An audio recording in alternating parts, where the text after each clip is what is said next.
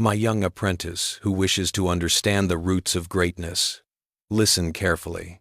For the world often imagines financial celebrities as beings sculpted purely from ambition, intuition, or inherited brilliance.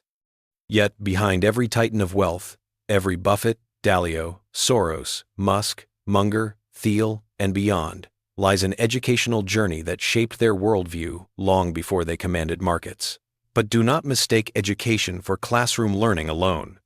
No, the education of financial elites is a tapestry woven from degrees and failures, textbooks and street wisdom, formal institutions, and unconventional paths. And if you seek to follow their footsteps, you must learn not merely what they studied, but how they learned, and how each crafted a mental architecture capable of bending capital to their will. Let us begin with Warren Buffett, the man who turned Omaha into a temple of financial wisdom. Buffett's education is legendary, not for prestige, but for purpose. He studied under Benjamin Graham at Columbia Business School, absorbing value investing not as a technique, but as a philosophy of clear thinking. Before that, he consumed financial textbooks as a teenager and devoured company reports as other children read comics. His mind was shaped by simple truths. Numbers speak, markets misprice, discipline outlasts luck. And yet, it was not his degree that made him a titan, it was his obsession, cultivated through self-directed study long before any classroom recognized his talent. Buffett proved that education is most powerful when curiosity precedes curriculum. Now turn to Charlie Munger, perhaps the greatest multidisciplinary thinker modern finance has ever known. Munger studied mathematics, then law at Harvard, but his true education spanned psychology, physics, biology, economics, engineering, and human misjudgment. He believed that narrow specialists become trapped inside their own lenses, while the great investor draws from many disciplines to understand the world's interconnected systems. Munger's wisdom teaches you that the elite do not learn one subject deeply, they learn many subjects broadly, so they can think in models rather than opinions. His education is the template for intellectual resilience. Next, we examine Ray Dalio, whose empire stands on a foundation of radical inquiry. Dalio studied finance at Long Island University and later earned an MBA from Harvard Business School, yet his true classroom was the markets themselves. He made his first investment at age 12, learning through trial and error what no professor could teach. Markets punish ego. Dalio's greatest educational turning point was not inside Harvard, but when he went bankrupt after a wrong prediction and realized he needed systems, not intuition, to survive. His education is a reminder that humility is a more powerful teacher than any institution. Now, shift your attention to George Soros, a philosopher king of finance. Soros studied at the London School of Economics under the great Karl Popper. While the world remembers him for breaking the Bank of England, Soros credits his education in philosophy, particularly Popper's theories of fallibility, as the basis of his investing genius.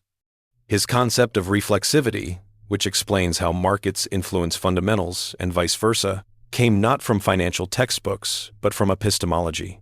Soros teaches you that the greatest financial ideas often originate outside finance. Then consider Peter Thiel, co-founder of PayPal and one of the sharpest contrarian thinkers of our age. Thiel's educational background includes philosophy and law at Stanford, where he cultivated the belief that consensus thinking kills innovation. His study of political philosophy shaped his understanding of power structures, competition, and technological acceleration.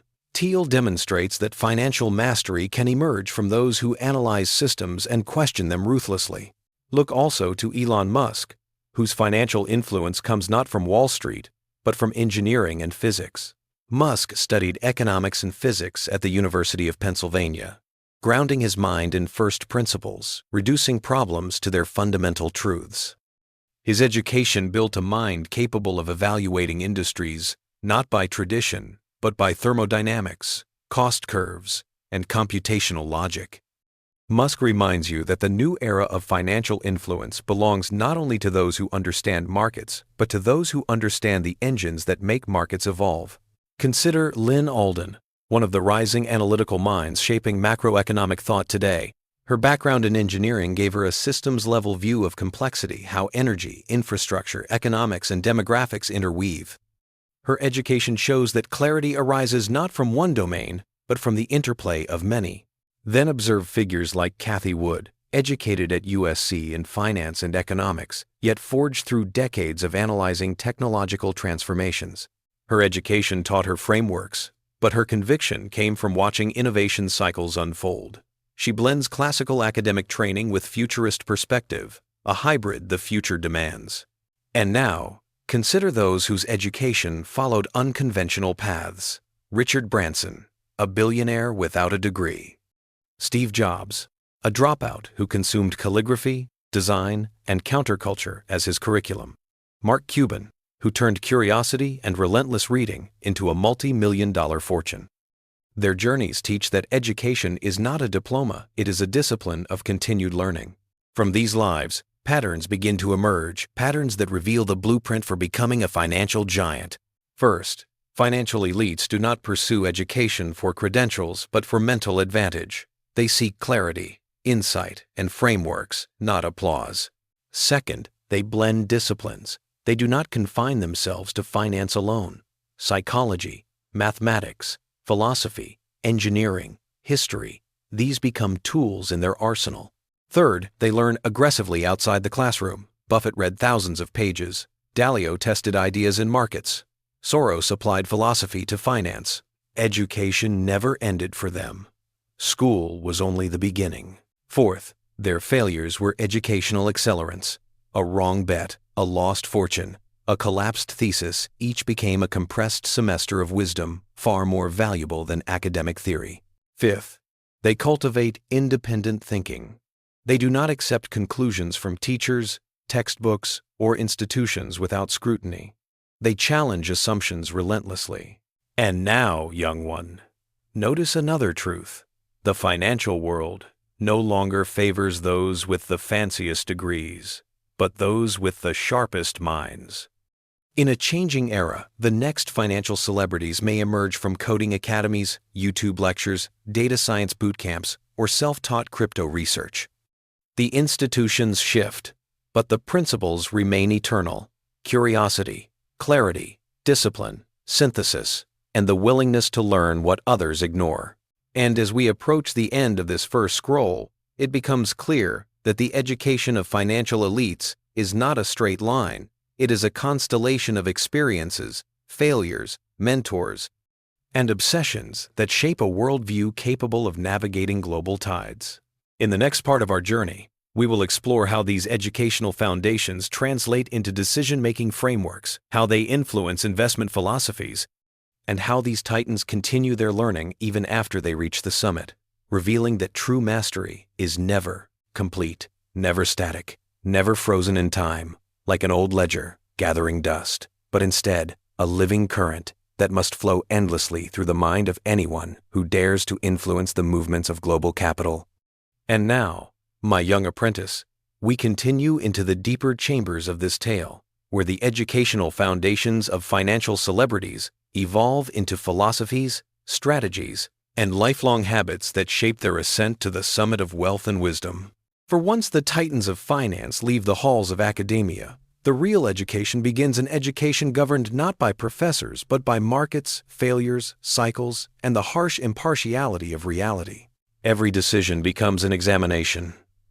Every mistake becomes a lecture. Every victory becomes a chance to question whether success was skill or luck. And so the first lesson they carry into the world is this: true financial mastery demands continuous learning, far more rigorous than any university curriculum. Consider Warren Buffett, whose education did not end when he left Columbia. No, his reading habit grew more intense. He consumes annual reports the way monks consume scripture, believing that understanding businesses deeply requires immersion, not surface analysis. The classroom taught him the principles of value investing. The real world taught him which businesses actually live by those principles. His education shifted from theoretical frameworks to pattern recognition, seeing how competitive advantages grow, shrink, mutate, or disappear. This ability was forged not in classrooms, but across tens of thousands of hours of reading, observing, and refining judgment. His lifelong learning is a simple yet powerful truth. The mind compounds faster than money. Ray Dalio, too, transformed his academic training into a living system of thought. While Harvard gave him tools, the markets gave him scars, and from those scars came his principles. He discovered that intelligence collapses without humility, that assumptions fail without testing, and that teams falter without transparency. His education evolved into an algorithmic philosophy: convert beliefs into rules, test them, refine them, automate them.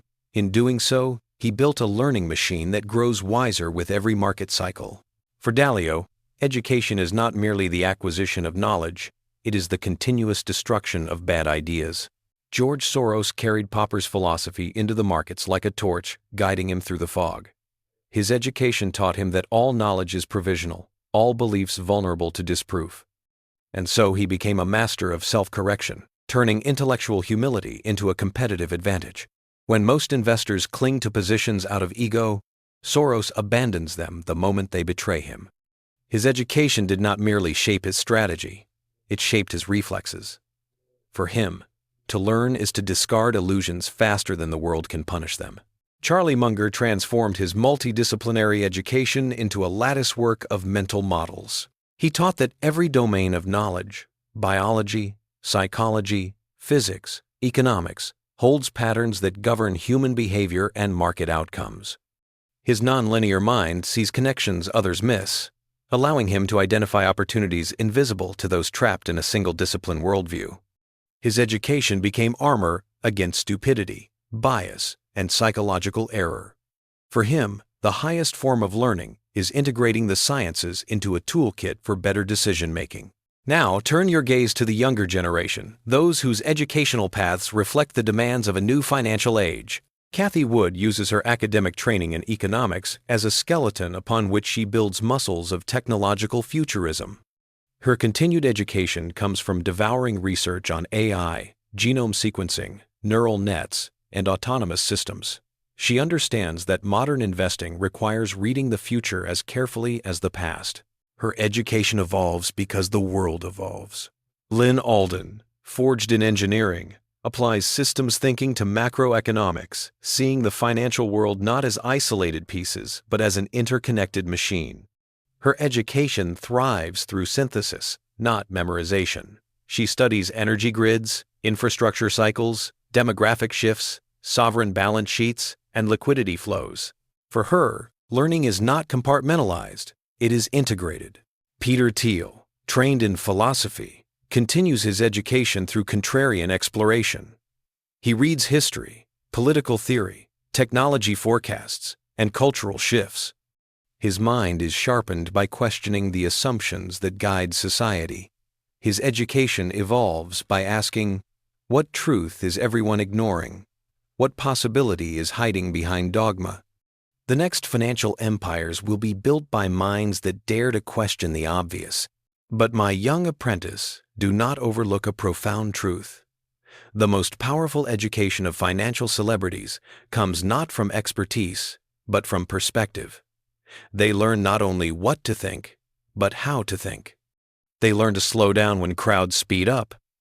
They learn to zoom out when others zoom in. They learn to ask, what matters? What moves the world? What endures? These questions become the silent curriculum that guides their decisions. And then comes the greatest teacher of all, failure. Though the world sees only their victories, every titan carries a private archive of painful lessons. Buffett learned the cost of overconfidence through Dexter Shoe. Dalio learned humility through bankruptcy. Soros learned discipline through wrong-way bets. Musk learned resilience through near collapse. Their failures became chapters in an education no university could ever teach. And this is why they rise above the masses. They do not hide from failure. They study it like scripture. Now consider how these celebrities continue learning even after becoming billionaires. They hire advisors not to follow them, but to challenge them. They read voraciously, always searching for cracks in their own thinking. They engage with emerging technologies, geopolitical shifts, environmental constraints, and demographic realities.